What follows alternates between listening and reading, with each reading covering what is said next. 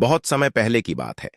एक छोटे से गांव में एक गरीब किसान रामू और उसकी पत्नी गीता रहते थे। उनके पास एक छोटा सा खेत था जिसमें वे मेहनत करके अपनी जीविका चलाते थे।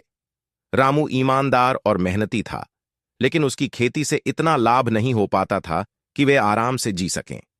फिर भी दोनों एक दूसरे का साथ देते और हर हाल में खुश रहने की कोशिश करते थे। गांव के पास एक घना जंगल था जिसके बारे में कई तरह की कहानियां सुनाई जाती थीं। गांव के लोग कहते थे कि उस जंगल में एक प्राचीन मंदिर है जो बहुत पुराना और रहस्यमयी है। उस मंदिर में कभी कोई जाता नहीं था, क्योंकि वहां जाने वाले लोगों के वापस लौटने की कोई खबर नहीं मिलती थी। फिर भी रामू के मन में उस मंदिर को लेकर जिज्ञासा थी।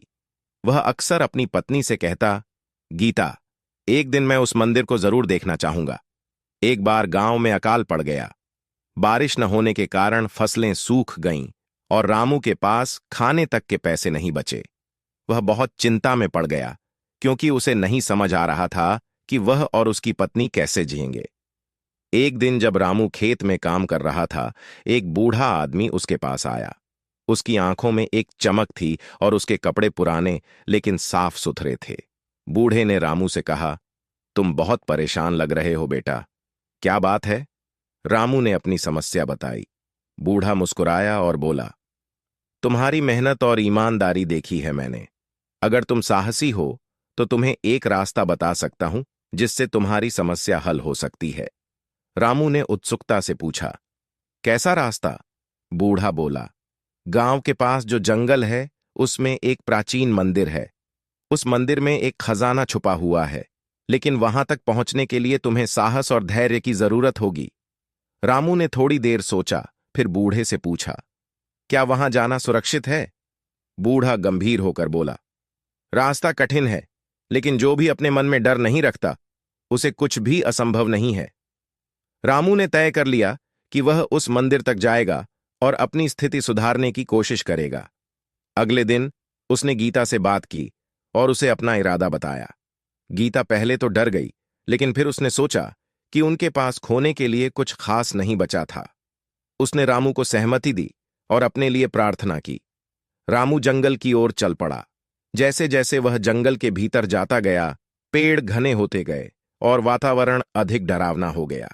लेकिन रामू ने हिम्मत नहीं हारी। कई घंटों की यात्रा के बाद उसे वह प्राचीन मंदिर दिखाई दिया। मंदिर बहुत विशाल और पुराना था और उस पर लताएं छड़ी हुई थीं। मंदिर के भीतर एक अजीब सी शांति थी, जैसे वहां कोई सदियों से नहीं आया हो। रामू ने मंदिर के भीतर कदम रखा। वहां एक विशाल प्रतिमा थी जिसके सामने एक बड़ी सी तिजोरी रखी हुई थी। रामू के दिल की धड़कन तेज हो गई। वह तिजोरी के पास पहुंचा और जैसे ही उसने उसे खोलने की कोशिश की, उसे एक धीमी आवाज सुनाई दी। यह खजाना केवल उसी को मिलेगा जो अपनी सबसे बड़ी परीक्षा में सफल हो, आवाज ने कहा। रामू ने इधर उधर देखा, लेकिन उसे कोई नहीं दिखा। उसने हिम्मत करते हुए कहा, मैं अपनी परीक्षा देने के लिए तैयार हूं। तभी एक विचित्र सी रोशनी प्रकट हुई और रामू के सामने 3 दरवाजे दिखाई दिए। आवाज फिर आई, इन 3 दरवाजों में से एक दरवाजा तुम्हारी सफलता का रास्ता है, लेकिन 2 दरवाजे तुम्हें खोने की दिशा में ले जाएंगे। सोच समझकर चुनो। रामू ने सोचा, अगर मैं गलत दरवाजा चुनता हूं तो शायद सब कुछ खत्म हो जाएगा, लेकिन अगर मैं सही दरवाजा चुनता हूं तो मेरी और गीता की सारी समस्याएं हल हो सकती हैं।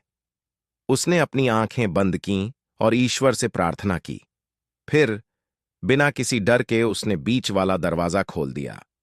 दरवाजा खुलते ही एक अद्भुत रोशनी फैली और रामू को अंदर एक विशाल खजाना दिखाई दिया। सोने चांदी से भरे बर्तन, गहने और बहुमूल्य पत्थर वहां रखे थे। रामू ने खजाना उठाया और खुशी खुशी घर लौट आया। जब वह गांव पहुंचा तो सारे लोग उसकी बहादुरी की कहानी सुनकर चकित रह गए। रामू और गीता ने उस खजाने से अपनी गरीबी दूर की और गांव के अन्य जरूरतमंद लोगों की भी मदद की। उस दिन के बाद से रामू और गीता का जीवन बदल गया। उन्होंने अपनी ईमानदारी और मेहनत से अपनी नई संपत्ति का उपयोग किया और गांव के सभी लोगों के दिलों में अपनी जगह बनाई। और फिर उस मंदिर की कहानी भी गांव के बच्चों की कहानियों का हिस्सा बन गई, जिसे वे रात में सुनते और सुनाते थे। इस तरह रामू और गीता ने यह सिद्ध कर दिया कि साहस और धैर्य से बड़ी मुश्किल को भी पार किया जा सकता है।